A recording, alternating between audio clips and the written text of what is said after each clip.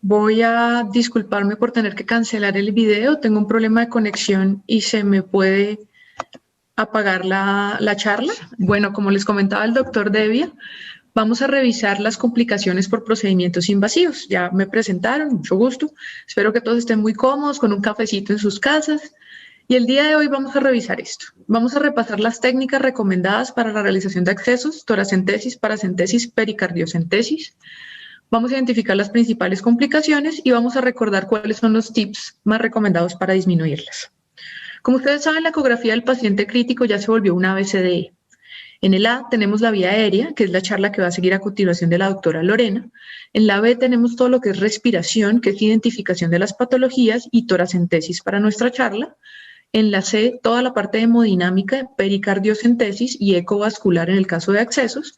Y en D, de más ecografías, tenemos abdominal para nuestra charla paracentesis y el neurológico. Entonces, básicamente, nosotros usamos procedimientos con eco para hacer toracentesis, estudio de derrame pleural, pericardiocentesis en el escenario del paciente crítico con taponamiento cardíaco, para estudio del líquido, paracentesis para disminuir la presión intraabdominal, como en el caso de los pacientes cirróticos u otras hepatopatías, y accesos vasculares, sea para monitoreo o para inicio de tratamiento como MAJUR, carzoterapia ECMO, entre otros. Vamos a recordar muy chiquito, entonces, el tema de la toracentesis. Ya sabemos que la ecografía es muy buena para el diagnóstico de derrame pleural, una recomendación 1A con una sensibilidad del 84%, especificidad del 100%, pero lo importante de esto es que tenemos que identificar muy bien las estructuras y cuantificar el derrame. Entonces, como pueden ver, discúlpenme un segundo acá, como pueden ver en la imagen, estamos usando en este momento un transductor sectorial con el indicador, que es el punto verde hacia la cabeza del paciente. El paciente está en supino, y lo que podemos observar es en la parte superior izquierda el pulmón de color hipoecogénico o sin ecogenicidad. Vemos el derrame, después observamos el diafragma con el movimiento respiratorio y el hígado. Entonces, identificar estructuras es muy importante.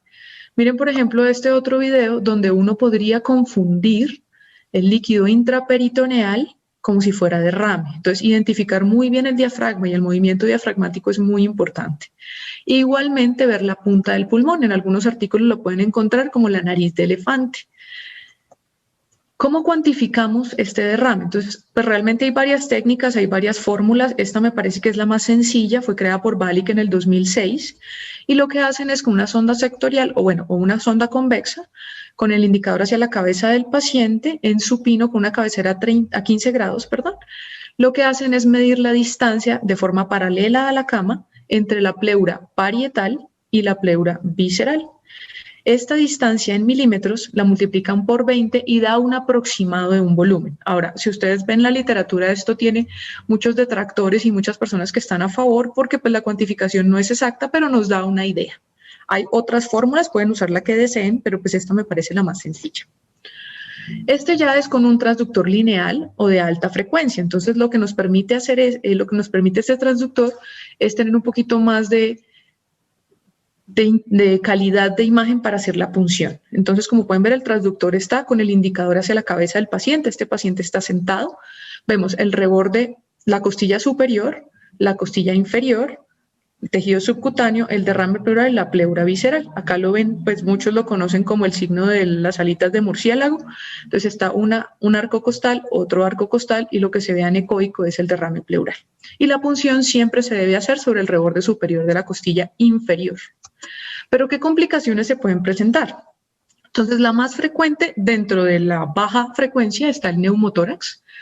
30% en los pacientes sin eco, menos del 3% en los pacientes con eco, y de 4.4 a menos de 0.6 en los pacientes con ventilación mecánica. Tenemos muy buena efectividad para el diagnóstico.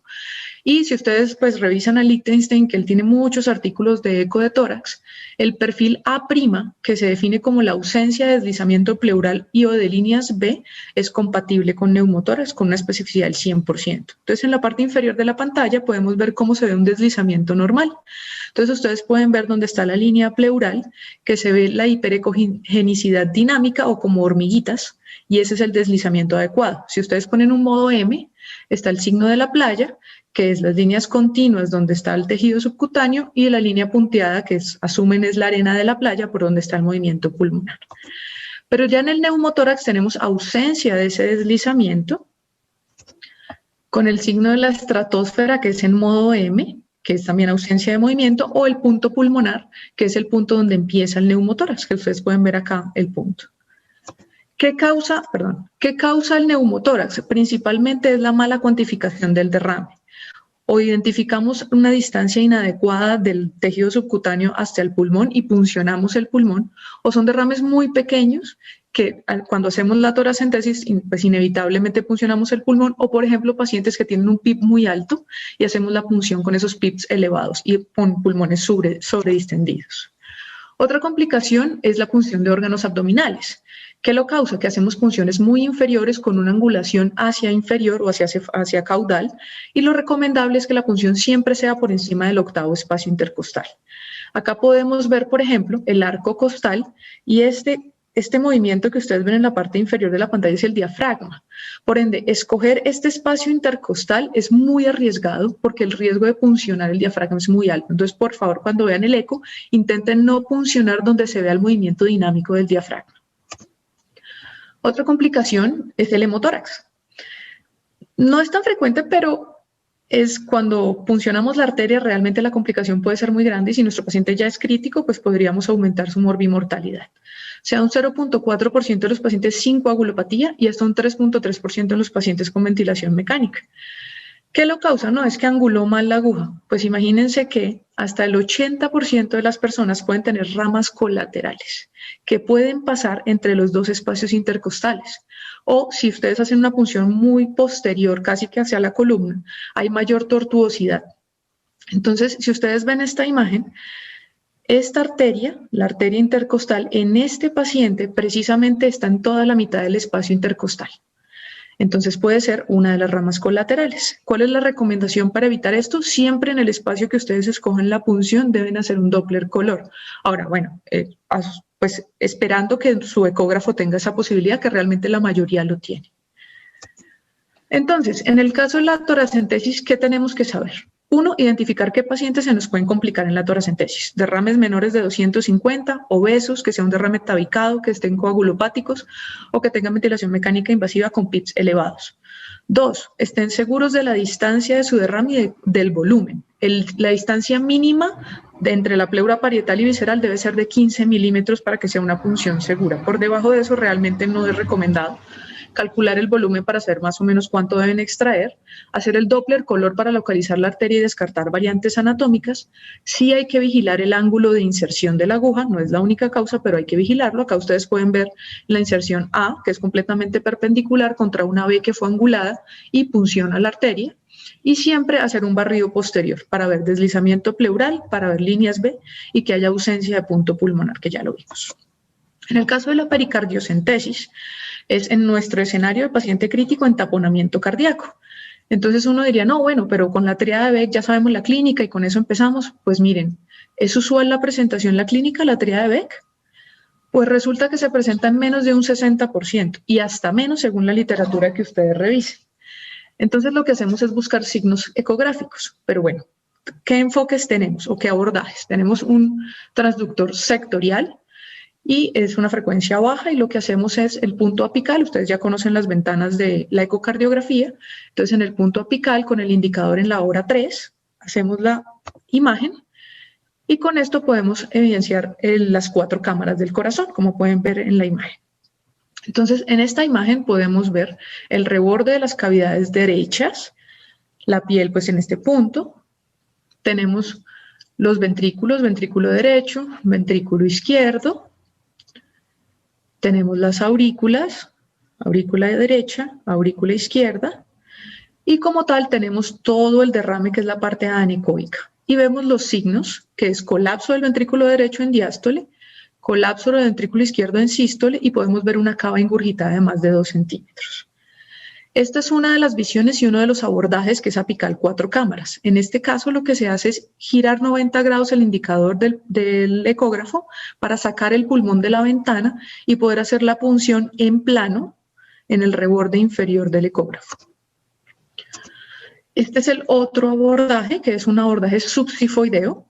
Y lo que hacemos, se puede con una sonda convex o una sonda sectorial, que es lo que se utiliza, hacer exactamente lo mismo en plano para ver dónde se realiza la punción.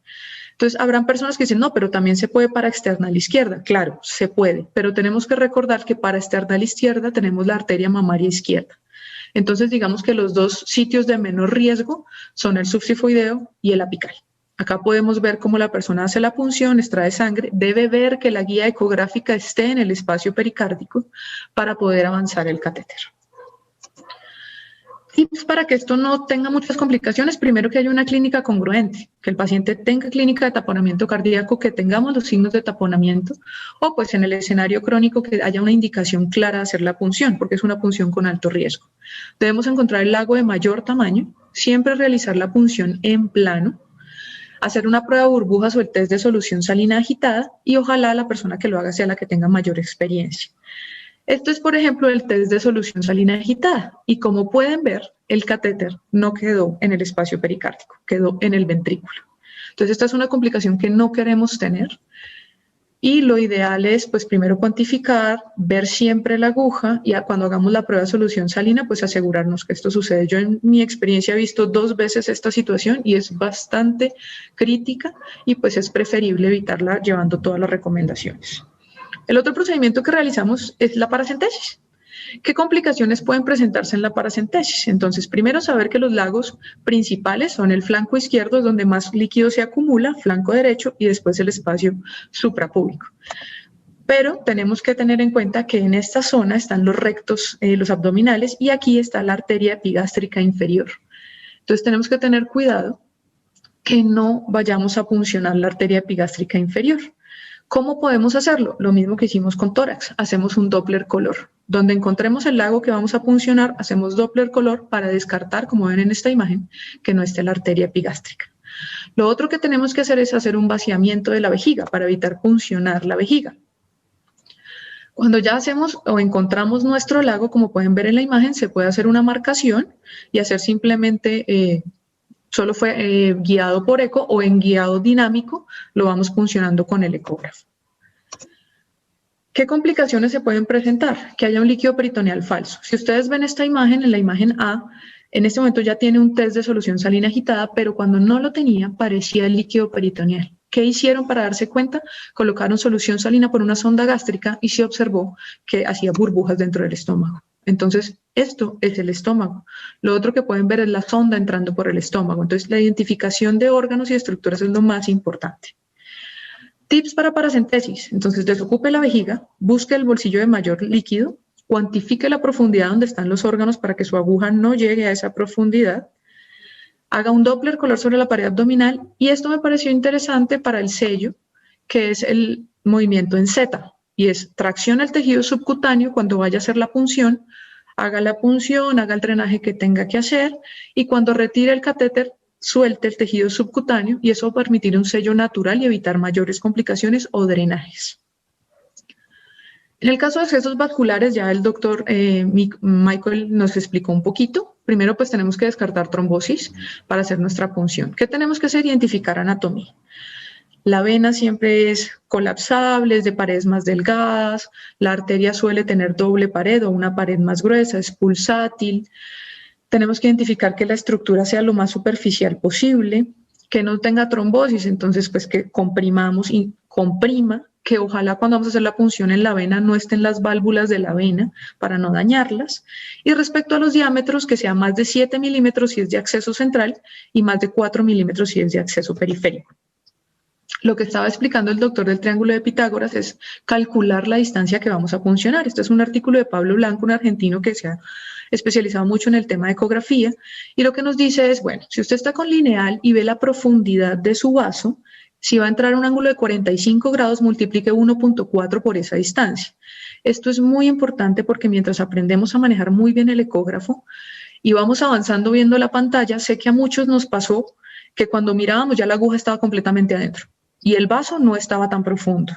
Entonces, este cálculo de distancia es muy importante y dependiendo del ángulo es una distancia recomendada. Lo pueden revisar, es bastante interesante. Esto lo conocemos, tenemos dos formas de hacer punciones y dos formas de tener el eje del ecógrafo.